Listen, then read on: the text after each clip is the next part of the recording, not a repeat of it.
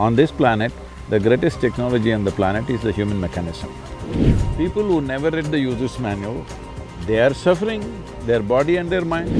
Okay, the next question I'm going to ask might sound a little rude, and I apologize. It got me thinking about my own death and everything I wanted to do before my death. What are you waiting for? You're asking why am I not dead? Say the entire left wing of the country always trying to pull you down. What do you make of that situation when you're trying to do so much good and people are misinterpreting you? Unfortunately, it takes a certain amount of energy, time, resource to handle this. But see, they also enhance the message. A big aspect of being spiritual, I feel, is being loving. Dogs are really spiritual, is it what you're saying? Dogs are very loving. I have to ask you about the 30,000 kilometer bike ride you're doing. 30,000 kilometers is no joke. Maybe this is a good ad for yogic back. If you get me 25 million earth buddies, I'll take you on a ride.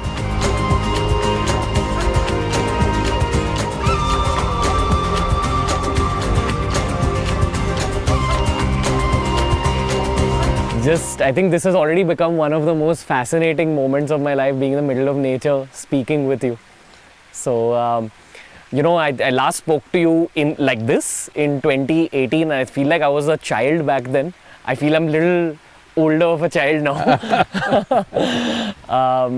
But that night, I mean, that conversation had such a deep impact on me because of the things you answered my questions with. Like the answers you gave me the answers I needed exactly at that point in time. And that night, I actually had a dream about you. This time I'll treat you like an adult, okay? happy to just be next to you and be talking to you. Doesn't matter how you treat her. This is the thing with me.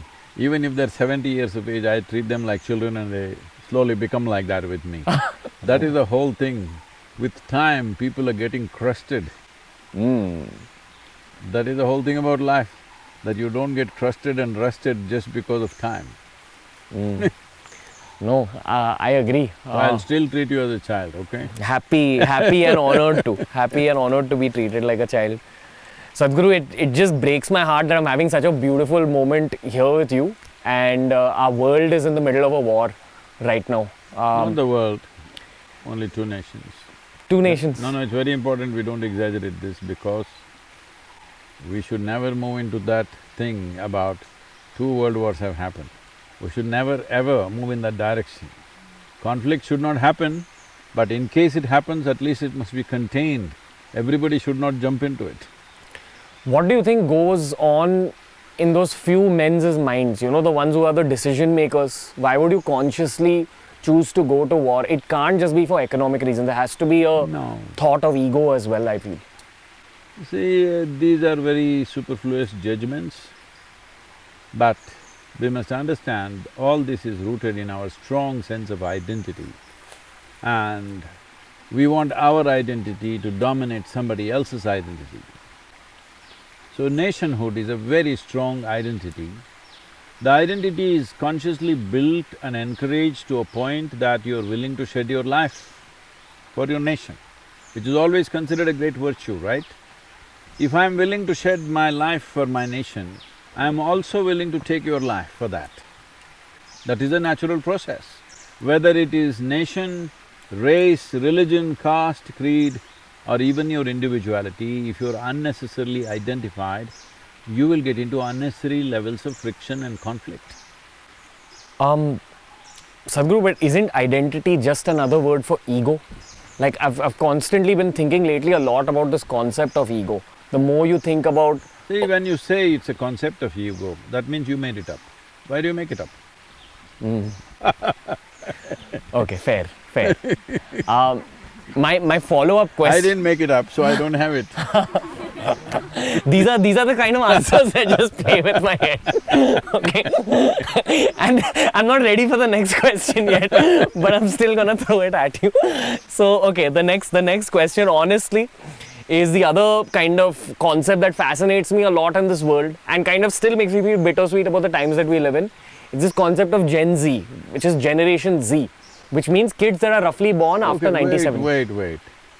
If you're Generation Z, don't ever say that because that means you're the last generation. So that's one thing I'm trying to avoid, that you should not be the last generation. What does Gen Z mean? Huh? So Z is the last word, last alphabet. I think culturally I am a millennial because I'm born pre-97. I am also 20th century millennial. No, I think so.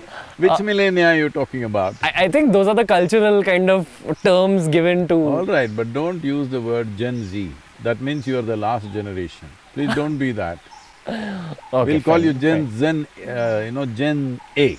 Okay. I think the next one's called Gen Alpha. Just we go back to the start. Oh, okay, it's a circular movement of alphabets. So I work Once you learn the alphabet, you must go into words. Once you get the words, you must go into sentences. Once you go into sentences, you go into literature. Okay, don't keep on repeating the alphabets, man.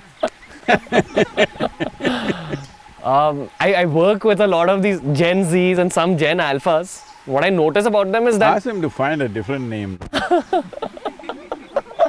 Gen Z is dangerous, huh? It means you're the last generation, don't do that. yeah, I think it's a cool sounding name, maybe in our heads as youth. But anyway, so the one thing I notice about them is that they're incredibly intelligent, far more intelligent than my generation was at that age, 17, 18. And you talk to some 13, 14-year-olds and they're even smarter than this Gen Z generation.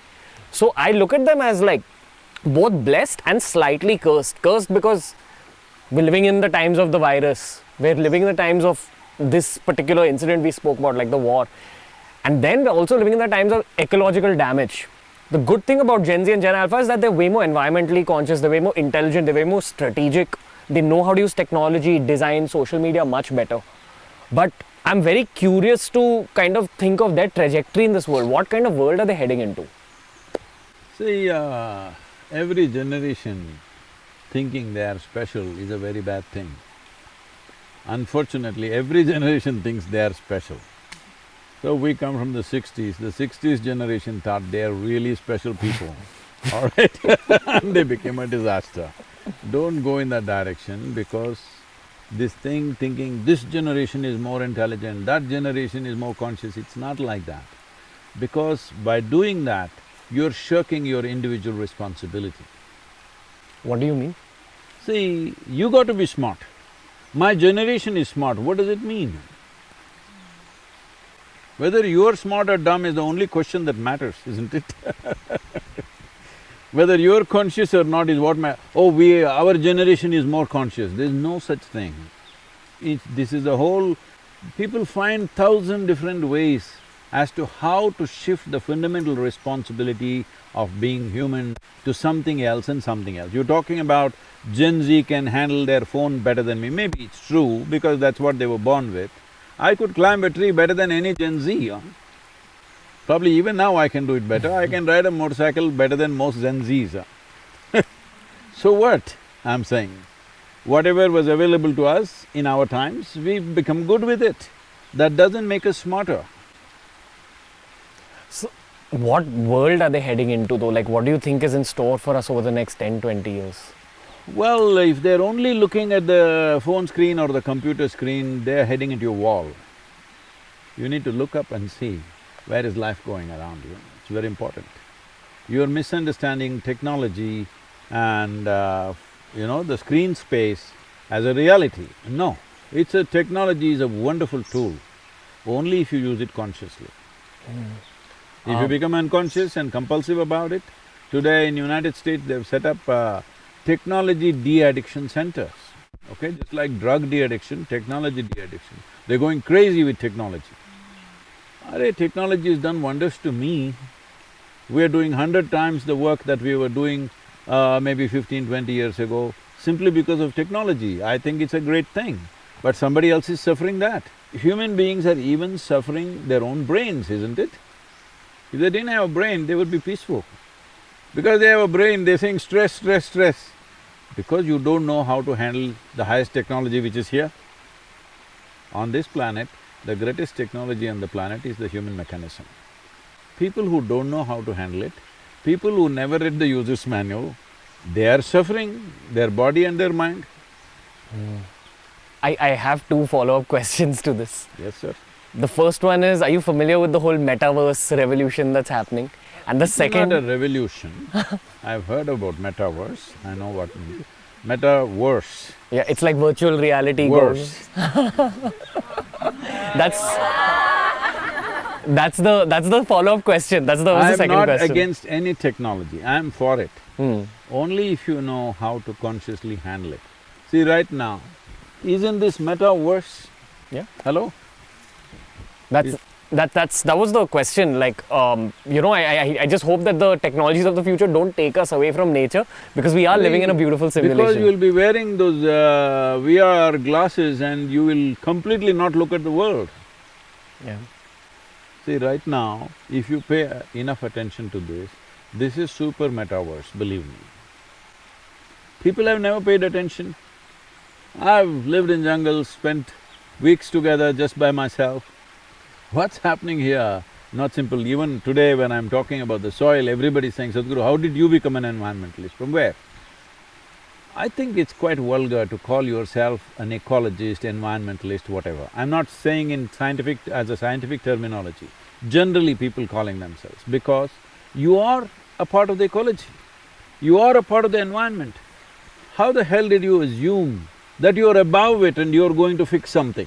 You are part of it. You're just outcome of it, isn't it? What's happening in the soil and who you are is just a reflection, it's a consequence of what's happening there. So, we assume this distance, especially if you wear these VR glasses and walk around all the time, you will never see life around you, nor experience life around you. So all you are having is like a psychedelic experience. At that time, during my time, everybody was doing that with LSD. Well, 12, 13 of my friends died doing these things. I thought… they always said I will kill myself on my motorcycle, but I'm still here.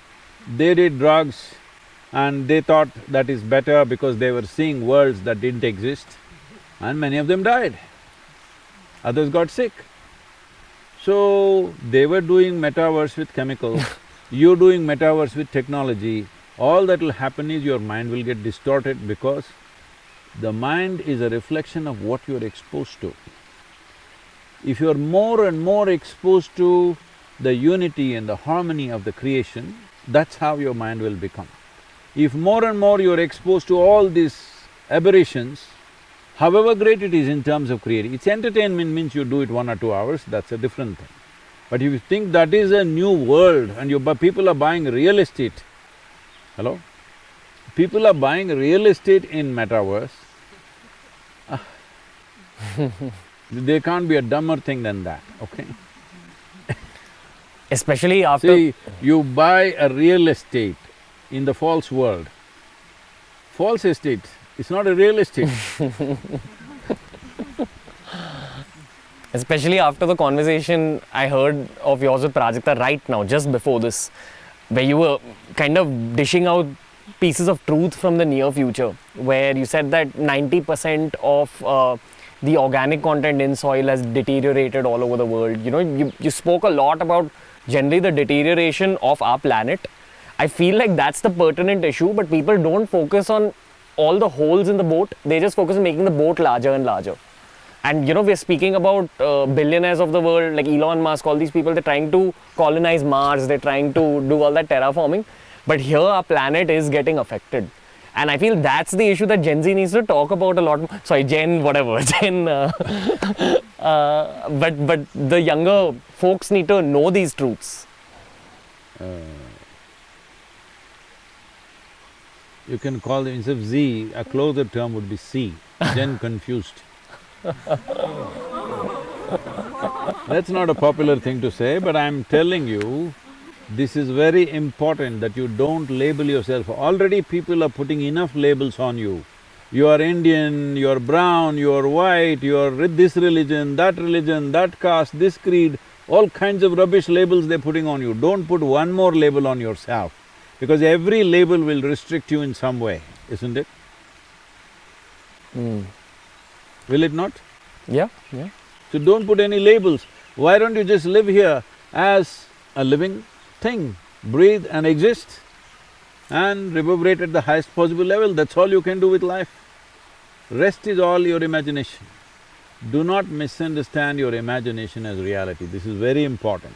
If you confuse psychological reality as existential reality, you will suffer immensely in your life. This is what is happening to people. What is it that they're suffering? Or is somebody putting pins into your body? No, you're just suffering your own mind, isn't it? The greatest thing that's happened on this planet, if you ask me, in terms of technology and in terms of possibility, is human mind. But you suffer that all the time. And if I say, it doesn't matter whether you were born yesterday or you were born 100 years ago, if you are suffering your own mind, you are Gen Z. Yeah. How do we get people generally to just be a part of this safe soil movement? After your chat with Prajakta, I have understood the significance of it. But my question, maybe this is a capitalistic question, but how do we actually grip people's attention and tell them, listen, this is what's wrong with the planet? See, first thing is, the younger generation needs to understand food comes from land. Your body that you carry, which matters to you, this comes from land, this is land. This is called human because this is a consequence of the humus in the land. So take some time to find out how much humus is left wherever you are. You're living in a city, everything is paved, all right? Paved land and plowed land, disaster on the planet. It is very important, soil is a recycle all the time. Dead life is going into it and life is coming out of it. The most miraculous thing about soil is this. The miracle of the soil is that nowhere in this entire universe is there a place where you can sow death and it sprouts life, bursts out with life. Bury something dead here and just see in a few days how much life will be happening around it. Tell me, show me one place in the entire universe where this can happen. So right now, the kind of things people are imagining up, making up in their minds is, about a week ago, there is somebody who's got a startup, okay? If you pay $1.7 million to him, when you die, you can book it right now. When you die, whenever you die, they will take your body and leave it in the space. Because there's no oxygen out there and there's no microbial life, your body will not rot, it'll just remain the same way. For millions of years, your body can float around in the space. Maybe you can catch a ride on some spaceship.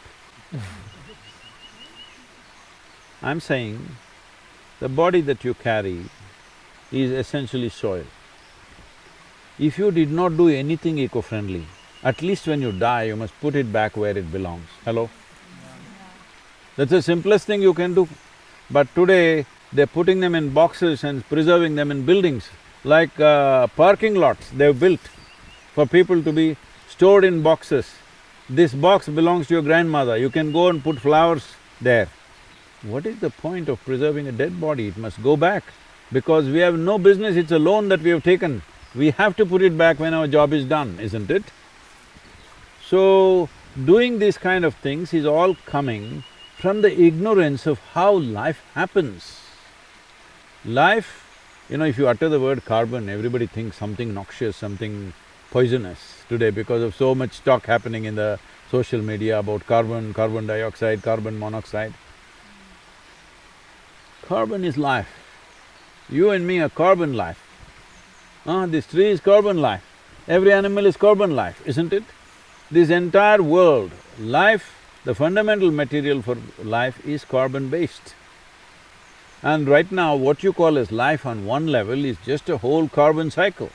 If there is a chain which is making something, let's say motorcycles have chains, these days these chains that we have today on these motorcycles, modern motorcycles, they don't give us so much trouble.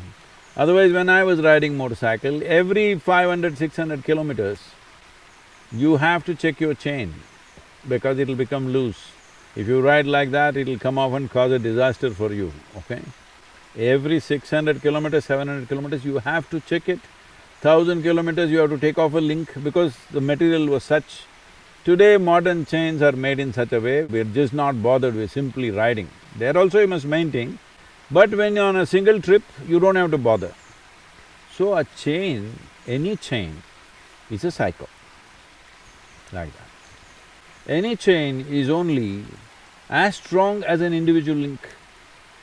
You don't have to break the whole chain. If you break one link, it's gone, right? Right now, this chain, the carbon chain is going on, all right, to keep the life going. That's the only way life is going. But the agricultural soil on the planet, which is one big link in the chain, has become too weak. If that breaks, life is not going to be good. You can order from your food from Swiggy, Piggy, wherever you like it. But somebody has to cook it, right? Somebody is cooking the food. The delivery mechanism won't deliver it to you. Somebody is cooking the food, somebody is growing the food. Delivery can happen on technology app. Do not misunderstand the delivery as the source. You're eating food not because of a food app, you're eating food not because of a store, you're eating food not because of your kitchen, you're eating food only because of the richness of the soil. If you don't understand this, we will pay a serious price. Unfortunately, in the last 30-40 years, we have missed this point and caused enormous damage to the soil, where 62% of India's soil has less than 0.5% organic content. This is on the verge of desertification. We are partners with UNCCD, the UN agency to combat desertification. This is the biggest concern right now. The world is turning into a desert. If people don't understand how it turns into a desert, Saudi Arabia means you see a desert, right? 10,000 years ago, it was a rainforest. Gujarat was a, well-endowed forest. Rajasthan was a forest. When the Saraswati river flowed on the surface, all these were forests. The moment it was deprived and certain things changed and people did not understand what was happening, they all turned into harsh deserts. This is what will happen. It is not that tomorrow morning there'll be sand dunes in your neighborhood. That's not the point, because then you may think it's very romantic, you can go and sing a song there, like a movie star or something. That is not how it'll happen. Food production will slowly slide. It's not like one day suddenly there'll be no food. It slowly slides.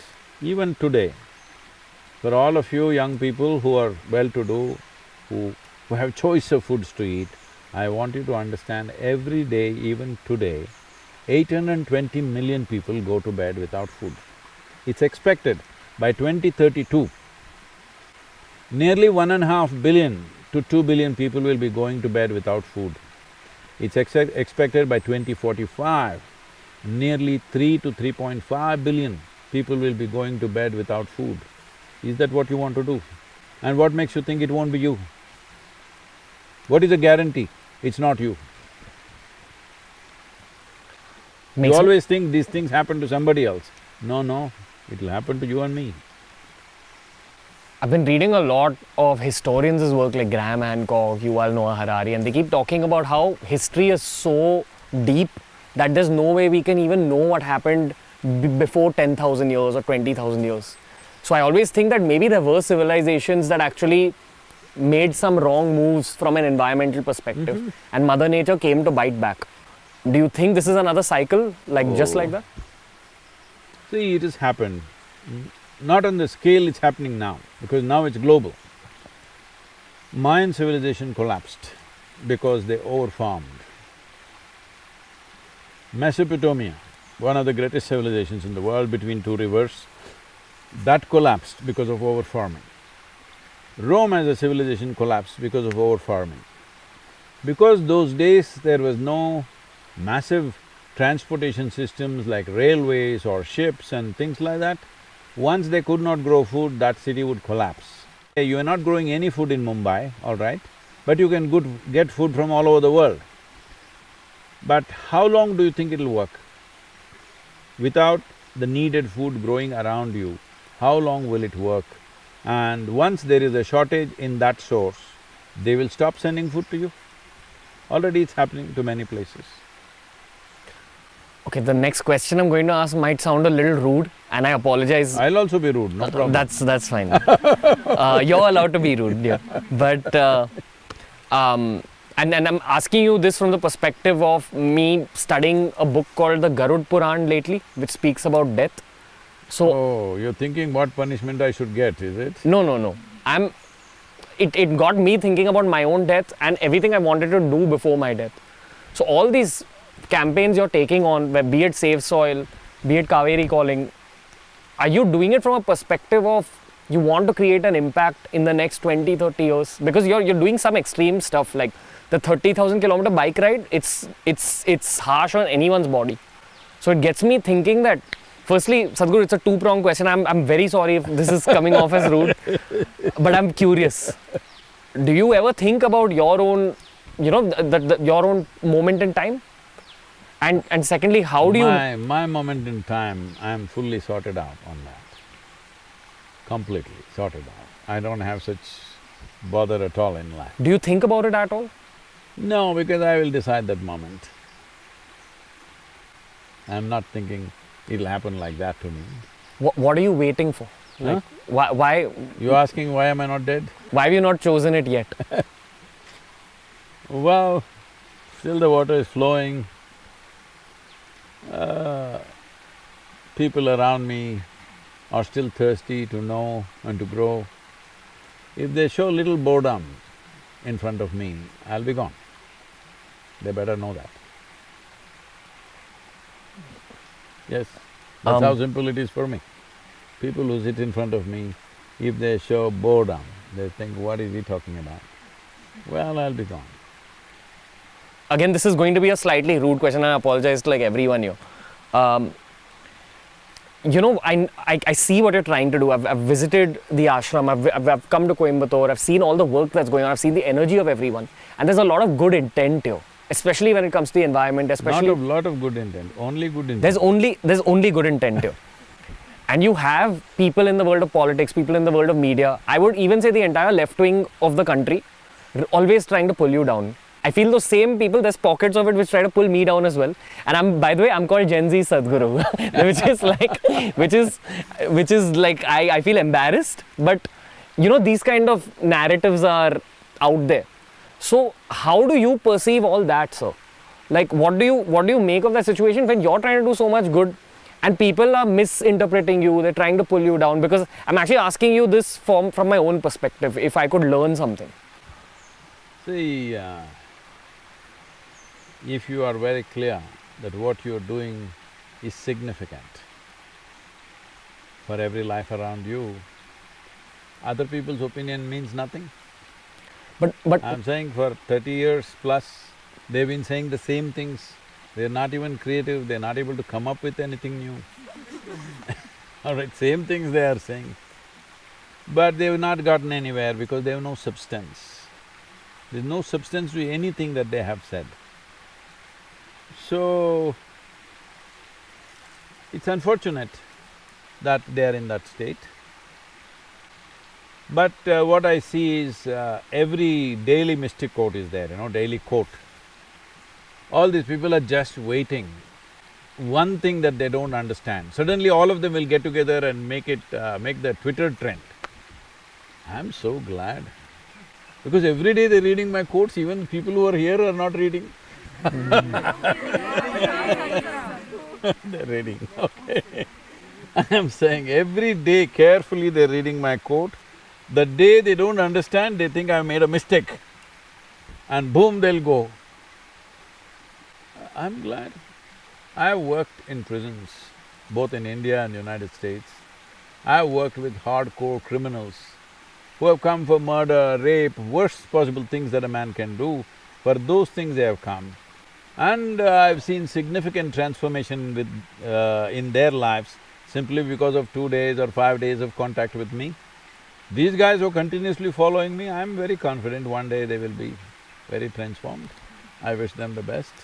But it's not just about the opinion, Sadhguru. I feel if you are in the middle of your own purpose, sometimes people will Yes, even… it unfortunately takes a certain amount of energy, time, resource to handle this. But see, they also enhance the message.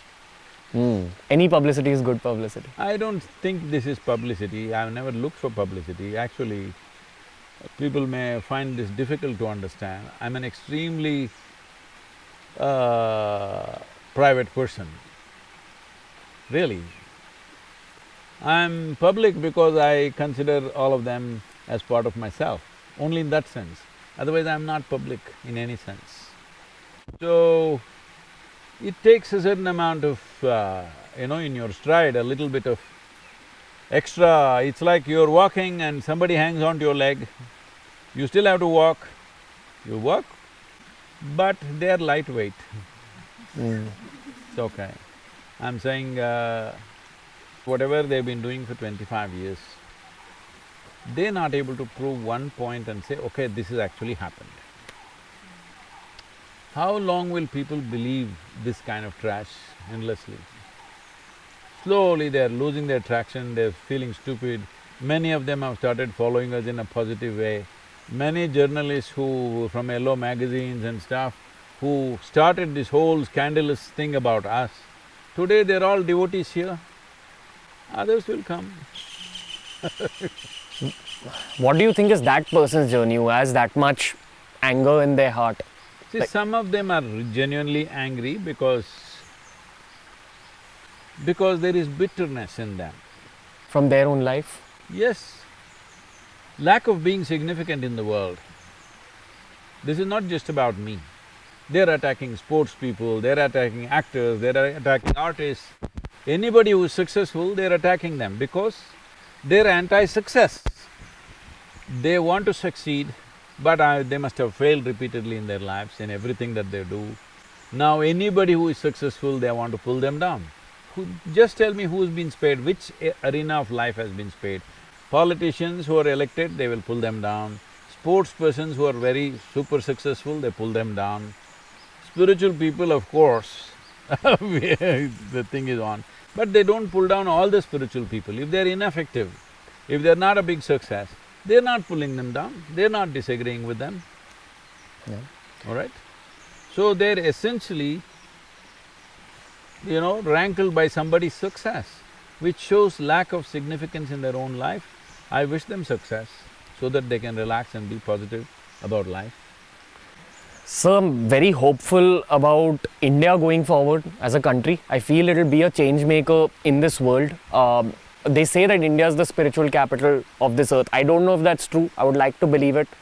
A big aspect of being spiritual, I feel, is being loving.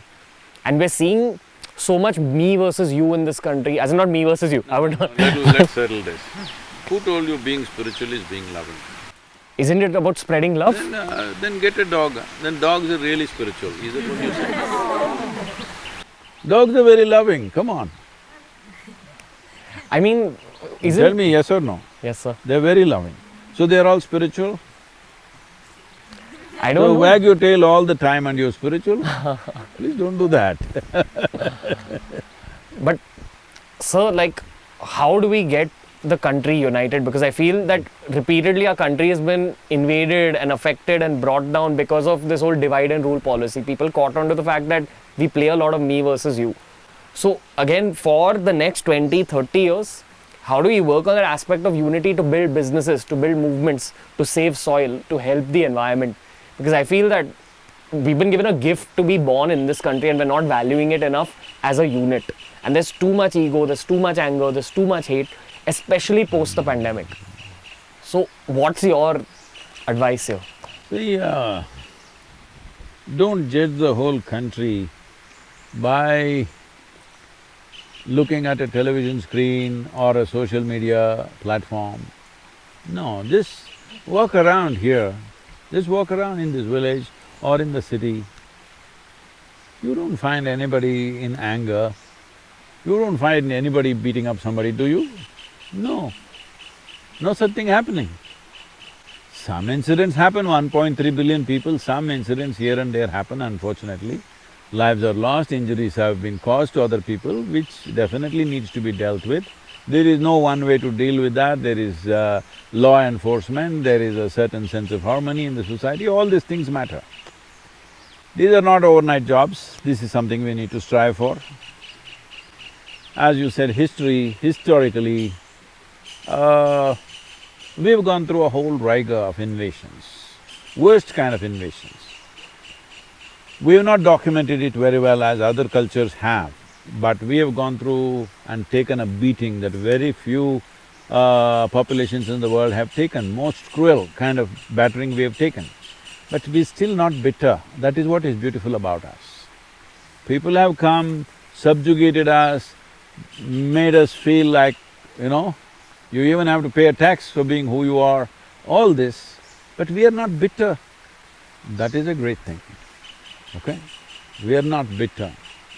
Yesterday what happened, for that we are not bitter. But making sure that doesn't happen again to us tomorrow is also equally a responsible thing to do, for which we are building a strong nation right now. We should have done it sooner, it's 75 years now, but we are doing it. A little slow, but for the size of the country and the diversity of the nation that we are, I think we are doing well. Do you think fiction, films, stories are a good way to unite the country? Because that's my only hope, honestly. Or sport, that's the other one. Definitely, we must use every means. I do not ascribe to this, that this is the way. Everything that we do, we must see how people can transcend the smallness of their boundaries and see at least we come, if not boundless, at least a larger boundary which includes most people. So, if you don't strive for that, your life will naturally be constantly in conflict with something or the other. For the well-being of the individual and the well-being of the society and the nation, it's very important that there is a larger identity with which we can move forward. It is happening, it is just that it's not being projected well. See, after the pandemic, you mentioned the pandemic, it was a serious hit, okay, especially in a country like ours. The economic cost has been so serious, most people don't understand. I'm in huge appreciation of the lowest level from the lowest level of worker.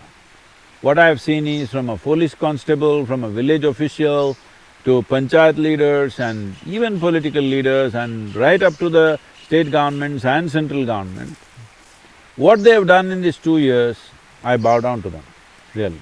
You can go on picking what didn't go well, but in a country like ours where infrastructure is so minimal, the way we have delivered the vaccine solution and the way we have taken care of people, there have been aberrations, but such a large country with such little infrastructure, country like United States with such massive infrastructure and such massive amount of fund, see, they're still shaking, still shaking.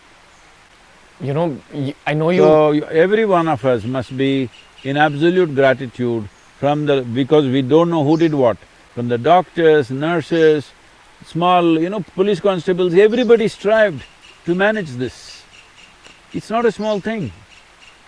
It is not a small thing. 1.3 billion people, this person speaks one language, that person speaks another language, dozens of languages, you can't communicate in one language to everybody. How to communicate a message, how to make them behave responsibly, how to even wear a mask. People are carrying, people's level of understanding is like this, people are carrying a mask in their pocket, they think it's like a driving license. When I ask them, where is your mask, you're coming so close? They say, I got it, Sadhguru, I got it in my pocket. Here in my hip pocket. I said, it doesn't work on your bum, you got to have it on your nose. I'm saying in this kind of country, to effectively manage a pandemic and come out of it successfully and having a thriving economy as we are having right now is not a small thing. So for this, it's not just one prime minister, one chief minister, one somebody. Everybody has strived, isn't it? From the smallest man to the biggest man, everybody has strived. Let us not go on giving endless negative commentary. Appreciate the nation. If you can't appreciate the administration, appreciate the nation. We've bounced back, right? It's not a small thing. Yes, sir. So, maybe I can ask you unlimited questions more, but I know, time is tight.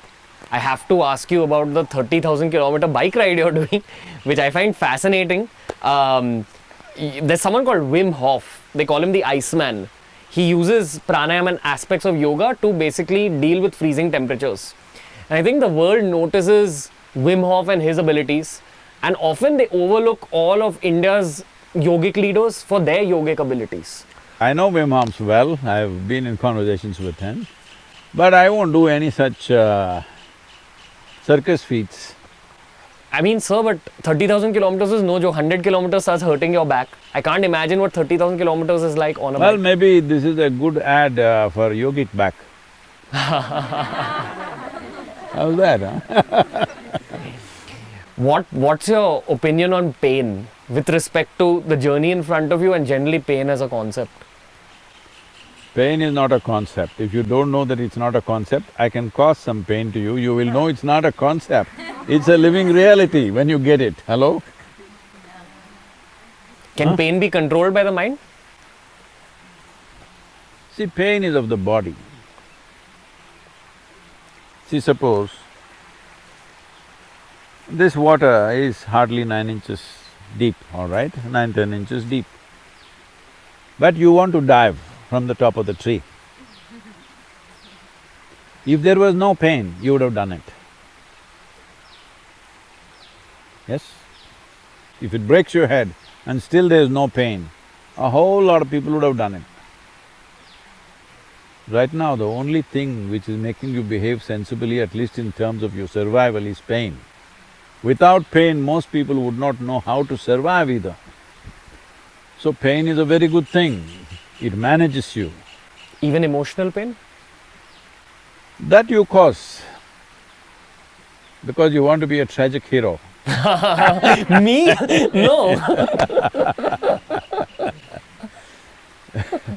See, there is only physical pain as existentially true. Pain that you have in your mind and in your emotion is caused by you. You like to poke yourself. Why? Because you're a vain life. You have not found any other way to feel profound. Pain makes you feel profound. You're from Mumbai, cinema world, I'm saying. Without pain, no profoundness, isn't it? No artistry. See, people think they're profound because they're in pain. No, you're misunderstanding pain for profoundness, it's a serious mistake. If it comes in loads, then you will know what it is, all right? It'll destroy you, it'll mutilate life, pain, yes or no?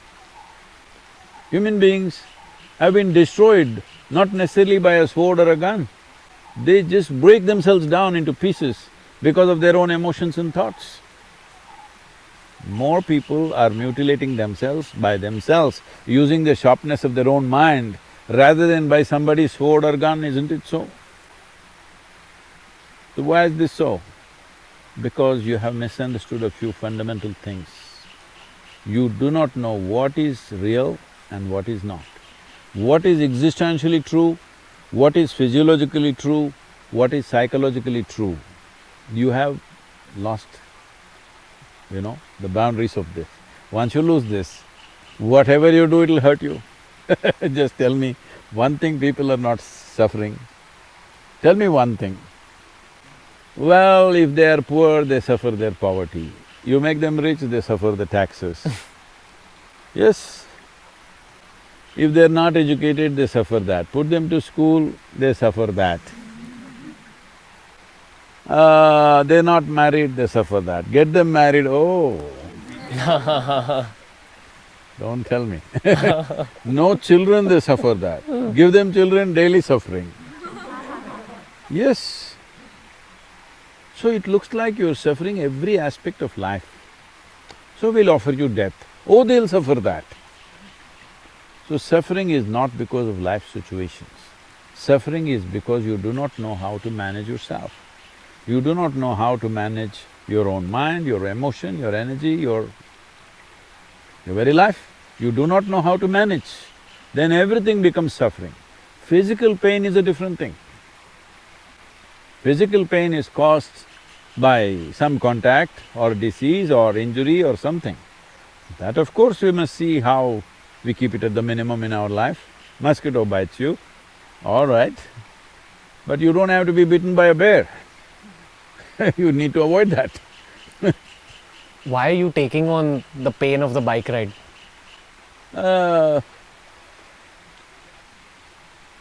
You are assuming that it's painful. It is risky, not painful, risky. One thing is, I'm riding in the winter, European winter, northern European winter, where it's snowing, probably roads are icy. Being on two wheels on an icy road is not a joke, it's risky. Then I'm coming into Arabia, where temperatures are anywhere between 38 to 40 degrees. I could melt away there like snow. Then I'm entering India in the peak of Indian monsoons. Why someone like me? I can live a good life. I can live a very comfortable life because wherever I go, people will take care of me, any part of the world. What is the most exotic place you can think of? If I say I want to live in the Alps mountain, people will set up a home for me. I don't have to have a dollar only in my pocket. If I say I want to live in Himalayas, somebody will set up a wonderful place for me. If I say I want to live on the ocean, somebody will get a big yacht for me, I'm telling you. I can live very well and very comfortably. Why am I doing this? Because I want all of you young people to understand, if we don't do this now, we will regret seriously and your Generation Z label may come true. For half the population at least. If not for the whole population, for half the population it may come true, wherever you put me. Because I never sought comfort. I've slept in the jungles, I've slept on the trees, I've bitten head to toe by insects. When I came back after 2-3 weeks of being in the forest, people wouldn't recognize me because head to toe insect bites. You can't recognize me, it's all like this, my face. But I didn't suffer. So I've never sought comfort, so I never suffered. But I've lived an extremely engaging and intense life. And my experience of life is in a way that I will not exchange this for anything in the universe. You give me anything, if you give me a mountain of gold, I will not exchange this. Just now, I was in United States in Los Angeles. This guy comes and he wants to meet me and he has a presentation to make. I said, what is it about? He said, something about our online properties, he wants to make a presentation. I said, okay, let me see what it is.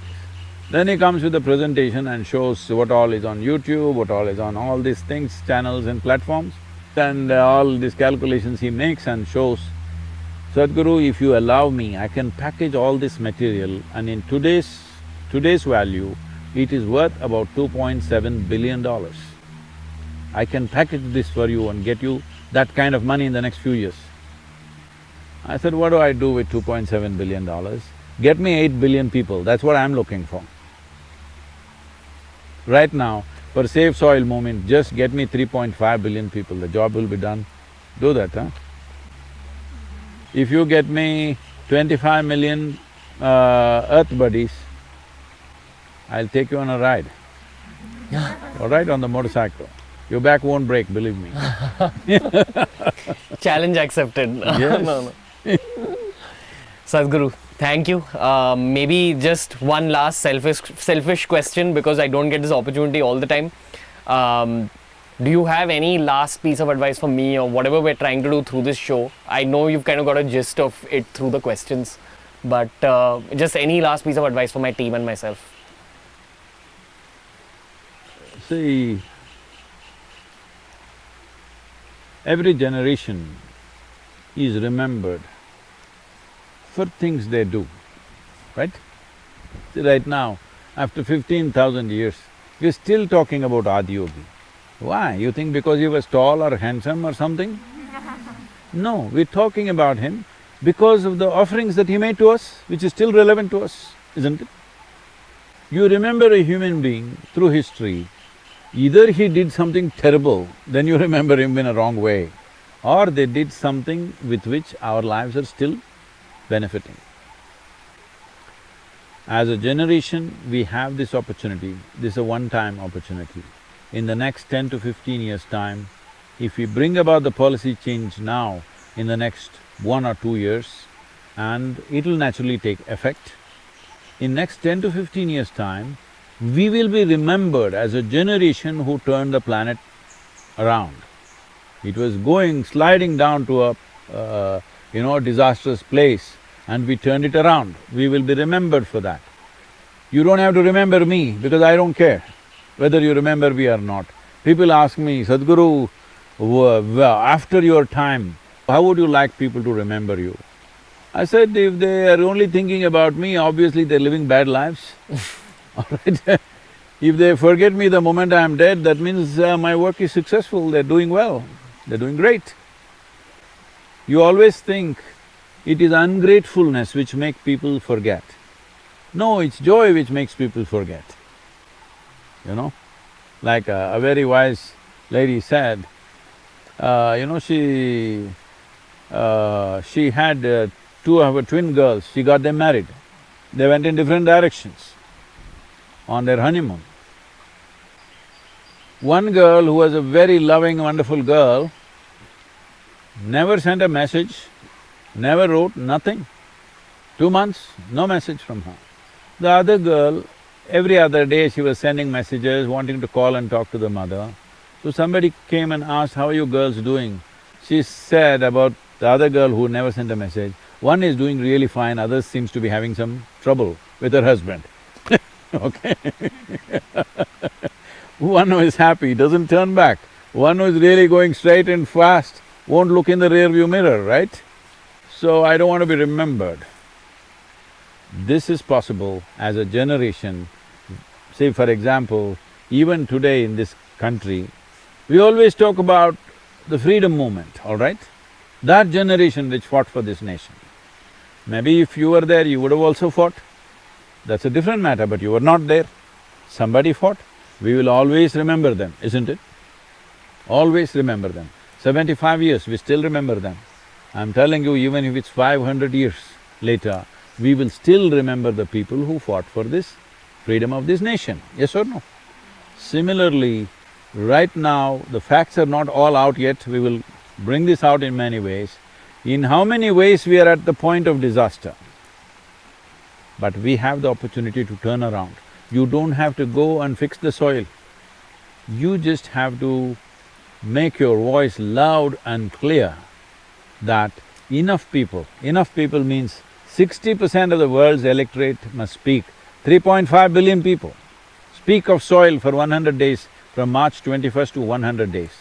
Do this, I will make sure every government in the world will bring soil-related policies into their policy system. I will do this because I am fully organized with that, UN agencies are with us, I am speaking at the COP15 in Ivory Coast, addressing 170 nations. We will do this, but people need to be there.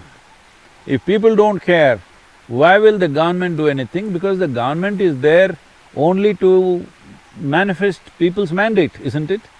If people's mandate is not about these concerns, they will not manifest that. That is the responsibility that you have.